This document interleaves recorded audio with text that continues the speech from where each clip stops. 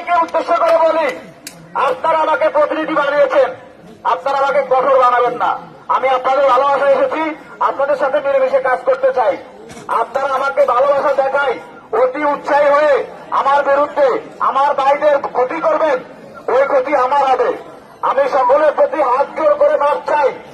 এতদিন যারা আমার বিরুদ্ধে কাজ করেছেন, আমার যে ভাইরা আমার বিরুদ্ধে অত্যাচার করেছেন, আমি তাদেরকে বুক পেতে বুকে তুলে ভাই হিসেবে গ্রহণ করে নিলাম। কেউ যদি অতি উৎসাহী হয়ে তাদেরকে কোন শব্দ কথা দ্বারা ক্ষতি করার চেষ্টা করেন, সে যদি আমার আপন ভাইও হন, আমি তাকেও ক্ষমা করব না। আমরা সবাই এলাকাবাসী মিলেমিশে কাজ করব। এই স্লোগানকে সামনে রেখে আপনারা আমাকে প্রতিনিধি বানিয়েছেন। দল মত নির্বিশেষে আপনারা এলাকাবাসী আমাকে ভোট দিয়ে বানিয়েছেন।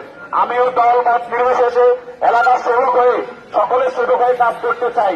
সেই সুযোগ আপনারা দিবেন, আমাকে সবাই হাত তুলে কথা দিবেন।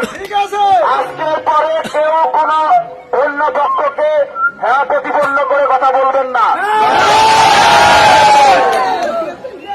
এরপরও যদি কেউ দেখান, এরপরও যদি কেউ এই দুঃসাহস দেখান, আমি তার বিরুদ্ধে কঠোর ব্যবস্থা নিতে বাধ্য হব।